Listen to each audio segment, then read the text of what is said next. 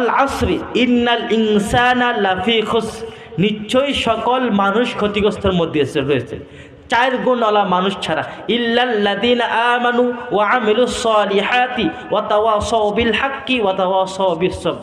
আল্লাহ বলেন, সময়ের কসম করে, সময়ের শপথ করে বলেন, প্রত্যেক মানুষ ক্ষতিগ্রস্তের মধ্যে রয়েছে তারা ছাড়া, যারা নাকি ঈমান এনেছেন এবং নেক আমল করেছেন, একে অপরকে ধৈর্যের উপদেশ, একে অপরকে হকের উপদেশ দেয় এবং একে অপরকে ধৈর্যের উপদেশ দেয়। এই 4 গুণওয়ালা মানুষ ছাড়া সকল মানুষ ক্ষতিগ্রস্তের মধ্যে রয়েছে। যারা ঈমান আনছেন, যারা নেক আমল করেন, যারা একে অপরকে হকের উপদেশ দেয়, যারা একে অপরকে ধৈর্যের উপদেশ দেয়, এই 4 গুণওয়ালা মানুষ ছাড়া সকলেই ক্ষতিগ্রস্তের মধ্যে রয়েছে। কথা কার? আল্লাহ। কথা কার? আল্লাহ। আল্লাহ বলছেন, এটা আমার বানানো কথা নয়। যারা ঈমান আনছেন, যারা আল্লাহ, আল্লাহ কয়জন? আমাদের রবকে, আমাদেরকে সৃষ্টি করেছেন কে? সব কিছুর মালিক কে? ওই আল্লাহ বলেন, সময়ের কসম, সময় কেন শপথ করেছেন? আল্লাহ কোনো বিষয় যদি শপথ করে তাহলে ওই শপথ করলেই বিশ্বাস করতে হবে, না করলে কি বিশ্বাস করতে হবে। শপথ কেন করেন? মনে করতে হবে অবশ্যই যে আল্লাহ যেই বিষয় শপথ করে, যেই বিষয় শপথ করে ওই বিষয়টা অনেক দামি। এই বিষয়টা কি? অনেক দামি। এই কারণে আল্লাহ শপথ করে। সময় আমার আপনার হায়াত থাকলে, আমার আপনার জীবন থাকলে আমরা ইবাদত করতে পারবো। আমার আর আপনার হায়াত থাকলে আল্লাহকে ডাক দিতে পারবো। আমাদের সবার হায়াত আছে কিনা? এখন আছে। এই কারণে সবাই জোরে আওয়াজ দিয়ে আল্লাহু আকবার। আমার ভাইয়েরা যদি একটু আগে আসতেন আমার জন্য ভালো হতো। যদি একটু আগে আসতেন, একটু যদি আপনারা যদি আগে আসতেন তাহলে আমার জন্য ভালো হতো।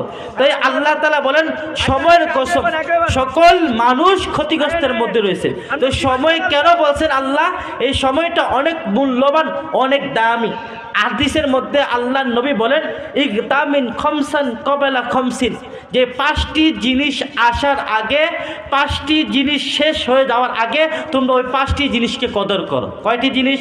5টি জিনিস। 1 নম্বর আল্লাহর নবী বলেন, আল হায়াতিকা কবেলাল মাউতিক, তোমরা তোমাদের হায়াতকে, তোমরা তোমাদের জীবনকে কদর করো, তোমরা ওইটাকে মূল্য দাও তোমরা মৃত্যুর আগে আগে। কিসের আগে আগে? মৃত্যুর আগে। যদি আমার এখন হায়াত থাকে, যদি এখন আমার হায়াত থাকে, আমি হায়াত এত দামি, এই দুনিয়ার বুকে যদি আমি একবার সুবহানাল্লাহ বলি, আল্লাহ তাআলা বেহেশতের মধ্যে একটা গাছ দিয়ে দেয়। সুবহানাল্লাহ। আল্লাহ তাআলা বলেন, আল্লাহর নবী বলেন, তোমার গুরুত্ব, তোমার হায়াত এমন গুরুত্ব।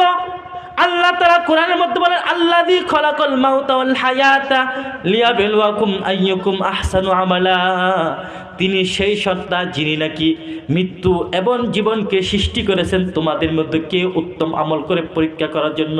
কিসের জন্য? পরীক্ষা করার জন্য। আল্লাহ তাআলা নবী বলেন, আল হায়াতিকা কবেলাল মাউতিক, ও আমার উম্মতরা তোমরা শুনো, তোমরা তোমাদের জীবনটাকে তোমরা কদর করো। মৃত্যু আসার আগে আগে যখন তোমার সামনে মালাকুল মউত চলে আসে, আর তুমি যদি বলো, ও মালাকুল ভাই তুমি আমাকে একবার সুযোগ দাও, আমি তো দুনিয়ার বুকে, আমাকে আল্লাহ তাআলা 50 বছর জিন্দেগি দিয়েছে, আমাকে আল্লাহ তাআলা 70 বছর জিন্দেগি দিয়েছে, আমাকে আল্লাহ তাআলা 30 বছর জিন্দেগি দিয়েছে। এই জিন্দেগির মধ্যে আমি খেল তামাশা করে, আল্লাহর নাফরমানি করে আমি আমার জীবন শেষ করে দিয়েছি। ও মালাকুল ভাই তুমি একবার আমাকে সুযোগ দাও, আমি আল্লাহর ইবাদত করে আল্লাহর ওলি হয়ে যাব। আল্লাহর নাম মালাকুল মউত বলবে, না না, আমি এমন একটা মানুষ, আমি এমন একটা ফেরেশতা যার ঘরের মধ্যে একবার আসি আর দ্বিতীয়বার আর আসি না, তার জান কবজ করেই আমি যাই।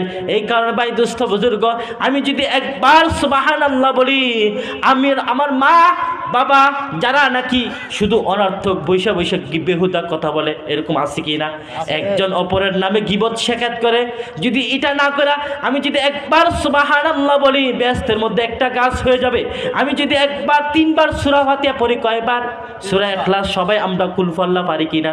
এই সূরাটা যদি 3 বার পড়া হয়, আল্লাহর নবী বলেন তাকে 1 খতম কোরআন সব তার আমলনামা দিয়ে দেওয়া হবে।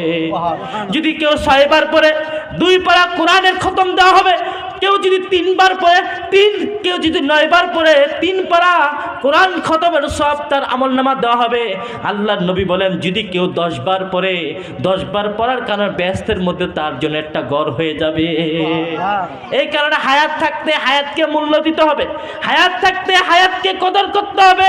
যদি আমার মৃত্যু এসে যায়, যদি আমার মৃত্যু আসে যায়, তখন যদি মালাকুল মউতকে বলে হাই হাই আমার জীবন শেষ হয়ে গেল, একটু সময় দিবে না। এই কারণে মৃত্যুর আসার আগে আগে আমি ওই হায়াতকে 4 দনে বসে আমি গীবত শেখাত না করে আমি ওই হায়াতটাকে কাজে লাগাই। এরপরে নবী বলেন ও শাবাবাকা কবেলা হারামিক, তুমি তোমার যৌবনকালকে বার্ধক্য আসার আগে আগে কাজে লাগাও। তোমার যৌবন ইবাদত আল্লাহ তাআলার কাছে অনেক প্রিয়।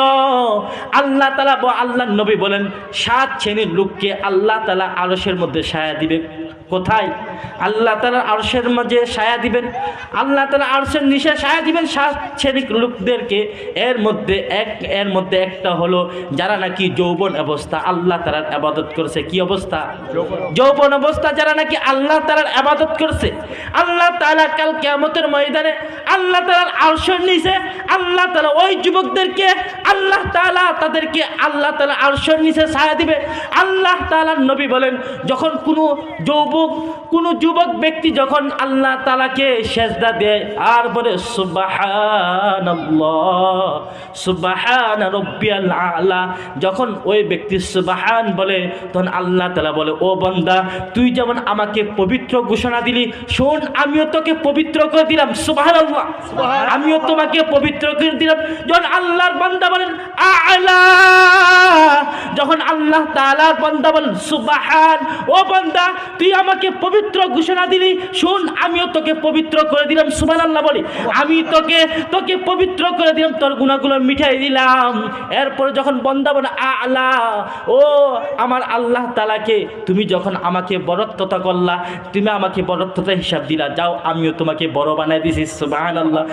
কেমন আল্লাহর নবী হাদিসের মধ্যে বলেন যদি কোনো যুবক সেজদা দেয় আল্লাহ তাআলার কাছে ওই সেজদাটা অনেক প্রিয়, আর আল্লাহ তাআলা ফেরেশতাদের সাথে ওই যুবক নিয়ে গর্ব করে।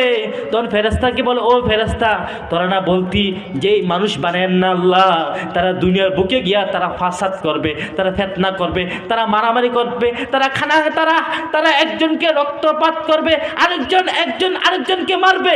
দেখ তারা যুবক অবস্থা হইয়া তারা আমাকে বলে নাই, তারা আমাকে সেজদা দিয়েছে। শুন যদি তারা আমাকে সেজদা না দিত, যদি তারা আমাকে ইবাদত না দিত, আমি আসমান থেকে আমি পাথরের বৃষ্টি নাজিল করতাম, রহমতের বৃষ্টি বন্ধ করে দিতাম, আমি জমিনের মধ্যে গাছ বন্ধ করে দিতাম।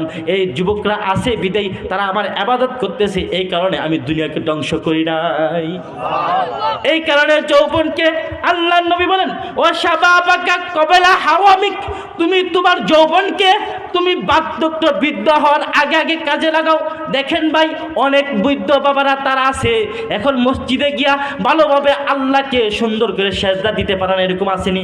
অনেকজনের কোমর ব্যথা, অনেকজনের হাঁটুর ব্যথা, কিন্তু তারা বলছে আয় হাই, তারা তখন আফসোস করে হাই এখন যদি আমি যুবক থাকতাম আমি আল্লাহকে কি পরিমাণ সেজদা দিতাম। এই কারণে যুবক ভাই এই চোখ দিয়েছেন কে? এই কান দিয়েছেন কে? সব অঙ্গ প্রত্যঙ্গ কে দিয়েছেন? আল্লাহ বলেন ও বান্দা আমি তোকে কান দিয়েছি, এই কান দিয়ে তুই আমার কালাম শোন, দিনী কথাগুলো শোন। এরপরে এই চোখ আমি দিয়েছি, তুই এই চোখ দিয়ে তুই বেগানা নারী না দেখা তুমি তোমার মাকে রহমতের নজরে দয়ার নজরে দেখো, একবার মার দিকে বাবার দিকে রহমতের নজরে তাকাইবা, আল্লাহ তাআলা একটা কবুল হজের সওয়াব দিয়ে দিবে। সুবহানাল্লাহ। লাখ লাখ টাকা খরচ কইরা হজ কবুল হয় না, হয় লাখ লাখ টাকা খরচ করে ও কবুল হয়েছে কিনা সন্দেহ আছে, কিন্তু আল্লাহর নবী বলেন তোমার ঘরে তোমার মা রয়েছে, তোমার ঘরে তোমার বাবা রয়েছে, একবার রহমতের নজরের দিকে তাকাও, তোমাকে আল্লাহ তাআলা একটি কবুল হজের সওয়াব দিয়ে দিবে। কারণ আবু বকর রাদিয়াল্লাহু তাআলা আনহু, হযরত আব্বাস রাদিয়াল্লাহু তাআলা আনহু নবীকে জিজ্ঞাসা করেন ইয়া রাসূলুল্লাহ আমি যদি বারবার তাকাই আল্লাহ কি বারবার সওয়াব দিবে? তো আল্লাহ তাআলার কাছে কমতি আছে? আল্লাহর নবী বলেন তুমি যদি বারবার আর তোমার মার দিকে দৈনিক যদি 1000 বার চাও, 1000 বার কবুল হওয়ার হজের সব তোমার আমলনামা দেওয়া হবে। এরপরে আল্লাহর নবী বলেন ওসিহাতাকা কবেলা সুকুনিক, আল্লাহর নবী বলেন 3 নম্বরে তুমি তোমার অসুস্থতার আসার আগে তুমি সুস্থতাকে কদর করো। সুস্থতা করার মালিককে, অসুস্থ করার মালিককে। ওই আল্লাহর নবী বলেন ওসিহাতাকা কবেলা সুকুনিক, তুমি অসুস্থ হওয়ার আগে সুস্থতাকে কদর করো। ও বান্দা, আমি যে তোকে সুস্থতার নিয়ামত দিয়েছি, তুমি দেখো তোমার মতো কত যুবক, তোমার মতো কত বাবা হাসপাতালের মধ্যে ভর্তি আছে কিনা, অনেক যুবক অ্যাক্সিডেন্ট হয় কিনা, অনেক মানুষ জমিনের, অনেক মানুষ হাসপাতালের মধ্যে আছে। তাকে গিয়ে জিজ্ঞাসা করেন বাবা তোমার কি অবস্থা, তখন সে বলবে ভাই তুমি তো সুস্থ, তুমি আল্লাহর ঘরে মসজিদে যাইতে পারো। যদি আমি সুস্থ থাকতাম, আমি আল্লাহ তাআলার কুদরতি পায়ে সেজদা দিতাম, সুবহানাল্লাহ বলি। কিন্তু আমি অসুস্থ হওয়ার কারণে আল্লাহ তাআলাকে সেজদা দিতে পারি না। আমি অসুস্থ হওয়ার কারণে আল্লাহর ঘরে মসজিদে যাইতে পারি না। কিন্তু যে আল্লাহ আমাকে সুস্থ রেখেছেন, যে আল্লাহ আমাকে সুস্থতার নিয়ামত রেখেছেন, ওই আল্লাহকে যদি আমি না চিনি, ওই আল্লাহকে যদি আমি না বুঝি, কিন্তু আমার কিছু আশা, আল্লাহর কিছু আশা যায় না, আমার নিজেরই ক্ষতি হবে। এই কারণে সুস্থতা থাকা অবস্থা, একবার যদি কোনো ব্যক্তি যদি যৌবন অবস্থা আল্লাহর ইবাদত করে, কি অবস্থা, যদি কোনো যুবক যদি যৌবন অবস্থা আল্লাহর ইবাদত করে, মসজিদে গিয়ে জামাতে নামাজ পড়তো, মসজিদে গিয়ে আল্লাহকে সেজদা দিত, যখন বৃদ্ধ হয়ে যায় মসজিদে যেতে পারে না, তখন ফেরেশতারা তার আমল নামার মধ্যে লিখতে থাকে বৃদ্ধর আমল। তখন আল্লাহ তাআলা বলে ও আমার ফেরেশতা থামো, তুমি কিসের আমল লিখতেছো? আল্লাহ সে তো বৃদ্ধ হয়ে গেছে, বৃদ্ধর আমল লিখতেছি। কই বৃদ্ধ করছেন কে? কোন ফেরেশতা বলেন আল্লাহ আপনি বৃদ্ধ করেছেন। যদি বান্দা যদি যৌবন যদি থাকতো, যদি যুবক হতো, সে মসজিদে যাইতো কিনা?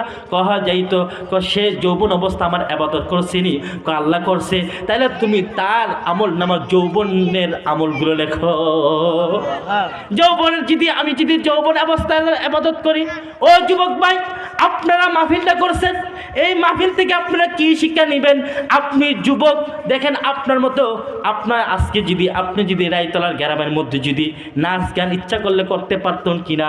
কিন্তু যুবক ভাইরা তোমরা যেমন উদ্যোগ নিছো, এই মাহফিল থেকে কিছু মেসেজ নিবা যে তোমরা যদি পারো সমাজকে পরিবর্তন করতে পারবেন কিনা।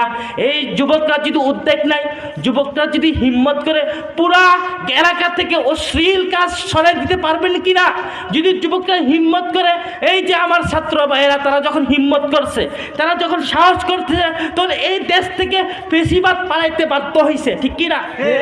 এই দেশ থেকে যখন নাকি আমার যুবক ভাইয়েরা দেখতেছে এই দেশের মধ্যে শুধু অন্যায় আর অন্যায় করতেছে, যারা হক কথা বলতেছে, যারা কোরআন পড়াইতেছে, যারা কোরআনের কথাগুলো বলতেছে, তাদেরকে জেলের মধ্যে ঢুকাইতেছে, ঠিক কিনা? যখন আমার আর আপনার যুবক ভাইয়েরা উদ্যোগ নিছে, যখন তারা হিম্মত করছে, তখন এই দেশ থেকে পেশিবাদ, এই দেশ থেকে জালেম সরকার পালাতে বাধ্য হয়েছে। যুবক ভাই আপনি যদি হিম্মত করেন, এই এলাকা থেকে পুরো সমাজ থেকে অশ্লীল কাজ সহায়তে পারবেন। এই কারণে আল্লাহর নবী প্রত্যেকটা কাজের আগে যুবকদেরকে অগ্র দিতেন। কারণ কি? তারা যদি হিম্মত করে, তারা যদি যে কোনো একটা কাজের হিম্মত করে, সাহস করে ওই কাজটা করতে পারবে। এরপর আল্লাহর নবী বলেন ওয়াগিনাকা কবেলা ফাকরিক, তুমি তোমার সচ্ছলতাকে কদর করো, তুমি তোমার সচ্ছলতাকে কদর করো গরিব হওয়ার আগে। কি হওয়ার আগে? গরিব হওয়ার আগে। এই কারণে ভাই দুস্থ বুজুর্গ, আমার সম্পদ আছে, এখন এই সম্পদটা আমি আল্লাহ রাস্তায় ব্যয় করব। এই সম্পদ যদি আমার থাকে, আমি যদি জাকাতের পরিমাণ মালের মালিক হই, আমি জাকাত দিয়ে দিব। আর যদি সম্পদ থাকার পরেও আমি জাকাত না করি, হজ না করি, আর ওই আমি যদি সম্পদ যদি জাকাত না দিই, কাল কিয়ামতের ময়দানে যখন আপনি যাবেন, যখন কবরের মধ্যে শোয়ানো হবে, ওই মালগুলো আল্লাহ তাআলা জাহান্নামের আগুন দ্বারা রক্তাক্ত গরম করবে, গরম করে তার পুরা কপালের মধ্যে, পিঠের মধ্যে তাকে গরম দেওয়া হবে। আর বলবো ওই আমি তোর মাল, ওই মাল, যেই মালগুলো তুমি মাল পাইয়া তুমি যাকাত দাও নাই, তুমি আল্লাহর রাস্তায় সদকা করো নাই, তুমি আমি সেই মাল এইভাবে বলতে থাকবে। এই কারণে ভাই দুস্থ বুজুর্গ, আমি কদর করতে হবে, আমি আমার দারিদ্র আসার আগে আগে সচ্ছলকে কদর করতে হবে। একদল সাহাবী, গরিব সাহাবী নবী করিম সাল্লাল্লাহু আলাইহি ওয়াসাল্লামের দরবারে গিয়ে বলেন, ইয়া রাসূলুল্লাহ, ইয়া হাবিবাল্লাহ, বড় লোকরা তো তারা দান সৎকার করে তারা অনেক সব কামাইতেছে, আমাদেরকে এমন কিছু আমল করে দেন, আমরা তারা যে সৎকার করে টাকা দিয়ে সৎকার করে যেরকম সব পাই, আমরা যাতে এরকম সব পাই। তখন আল্লাহ নবী বলেন, তোমরা এই কাজগুলো করো, তোমরা তোমাদের বিবির মধ্যে লুকমাগুলো দিয়ে দাও, তোমরা সামাজিক কিছু কাজ করো, তোমরা এই কাজগুলো করলে তাদের সমান সৎকার সব পেয়ে দিবা। ওই গরিব সাহাবিগুলো এই কথা শুনে খুশি হয়ে গেলেন, হাই হাই, এখন তো আলহামদুলিল্লাহ আমরা ওই দরিদ্র সাহাবিদের মতো আমরাও সব পাবো। তখন তারা পরামর্শ করলো, যেহেতু আমরা গরিব, যারা বড়লোক আছে তাদেরকে আপনারা কেউ জানাবেন না, তাদেরকে কি কেউ জানাবে না, যেহেতু আমরা গরিব, যদি তারা এগুলো জেনে পেলে তারা ডাবল সব পেয়ে যাবে। যেহেতু রসুল যে কথাগুলো বলছেন এই কথাগুলো শুধু আমরা গরিব আমল করব, বড়লোকরা যাতে কোনো মতেই না জানে। তখন কিভাবে আল্লাহর নবী ওই বড়লোক সাহাবীরা জেনে গেল তারা আমল করতেছে, ওই গরিব সাহাবীরা আল্লাহর নবীর কাছে গিয়ে বললো, ইয়া রাসূলুল্লাহ, তারাও তো এই আমলগুলো করতেছে। এটা হলো আল্লাহর ফয়সালা। কার ফয়সালা? আল্লাহর। গরিব বানিয়েছেন কে? ধনী বানিয়েছেন কে? সব কিছু গরিবকে ফকির বানাতে 1 সেকেন্ডের বড় সময় লাগে, আল্লাহর লাগে না। এই কারণে বুঝবেন, আজকে আপনাকে আল্লাহ সম্পদ দিয়েছে সম্পদ পরীক্ষা করার জন্য, আপনাকে গরিব বানিয়েছেন পরীক্ষা করার জন্য। প্রত্যেকটা মানুষকে আল্লাহ তাআলা পরীক্ষা করার জন্য তাকে তার স্থান দিয়েছেন।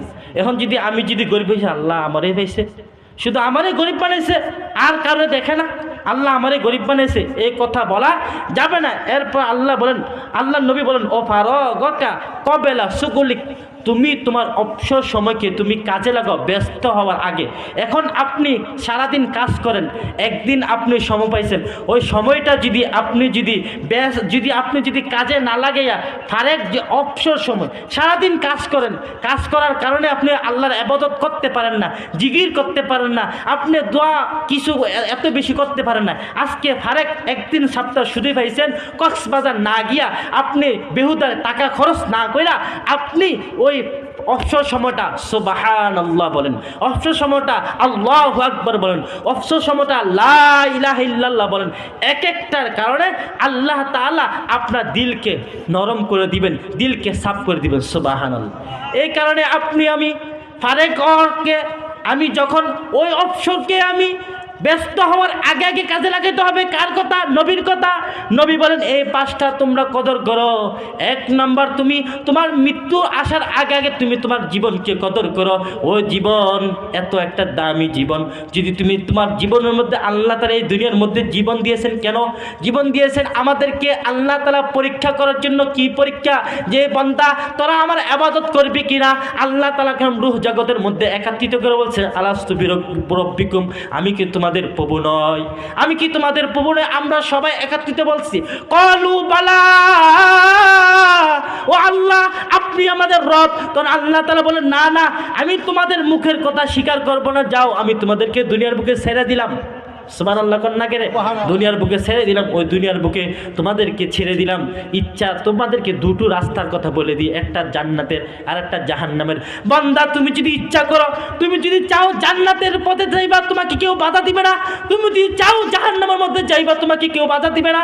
কিন্তু শুনে রাখো, এই ডাইনের রাস্তাটা জান্নাত, এই জান্নাতের রাস্তা আমার নবী যেই কথা বলছেন, আমি যেই কথা বলছি, সাহাবায়ে কেরাম যেই কথা যেইভাবে চলছে, এটা হলো জান্নাতের রাস্তা। সুবহানাল্লাহ বলে, তোমরা যদি এইভাবে আমল করো, তোমরা যদি নামাজ পড়ো, তোমরা যদি হজ করো, তোমরা যদি আল্লাহকে ডাকো, তাহলে তোমরা সোজা জান্নাতে চলে যাবে। সুবহানাল্লাহ। আর যদি নামাজ না পড়ো, রোজা না রাখো, হজ না করো, আল্লাহকে না ডাকো, নবীর তরিকা মতো না চলো, আল্লাহর নবী বলেন তোমরা জাহান্নামের মধ্যে চলে যাবে। নাউজুবিল্লাহ বলি। এই কারণে আল্লাহ তাআলা বলেন, ওয়াল আসরি, সময়ের কসম। কিসের কসম? সময়ের কসম। ইল্লাল্লাযিনা আমানু ওয়া আমিলুস সালিহাত, আল্লাহর নবী বলেন আল্লাহর নবী আল্লাহ তাআলা বলেন ওয়াল আসরি ইন্নাল ইনসানা লাফি খুস, সময়ের কসম নিশ্চয়ই সকল মানুষ ক্ষতিগ্রস্তের মধ্যে রয়েছে। পৃথিবীর মধ্যে যত মানুষ রয়েছে সবাই কিসের মধ্যে রয়েছে? ক্ষতিগ্রস্তের মধ্যে রয়েছে। এরপরে আমরা প্রশ্ন করতে পারি, এ হুজুর আমরা যে মাহফিলে আসছি আমরাও ক্ষতিগ্রস্তের মধ্যে? না না, আল্লাহ এর পরে বলেন ইল্লাল্লাযীনা আমানু, যারা ঈমান এনেছেন তারা ছাড়া। সুবহানাল্লাহ বলেন। আল্লাহ কয়জন? একজন। আল্লাহ কয়জন? একজন। আমাদের রব্বে আল্লাহর উপরে বিশ্বাস করছি, এটার নাম কি? ঈমান। আল্লাহ তাআলা হযরত আদম আলাইহিস সালাম থেকে ঈসা আলাইহিস সালাম পর্যন্ত আমাদের নবী পর্যন্ত যতগুলো নবী পাঠাইছেন প্রত্যেকটা নবীকে বিশ্বাস করার নাম কি? ঈমান। ফেরেশতা, আল্লাহ তাআলার ফেরেশতা লক্ষ লক্ষ ফেরেশতা আছে, আমরা দেখি না। দেখার নাম বিশ্বাস করার নাম হলো ঈমান, না দেখে বিশ্বাস করার নাম হলো ঈমান। আল্লাহর নবী বলেন, আল্লাহ তাআলা বলেন ইল্লাল্লাযীনা আমানু, তারা ছাড়া যারা ঈমান এনেছে। ঈমান আমার আর আপনার ঈমান এখন তো এত সস্তা হয়ে গেছে, একটা চার বিনিময়ে ঈমান বেশি হয়ে যায়। ঠিক কি না? ঠিক কি না?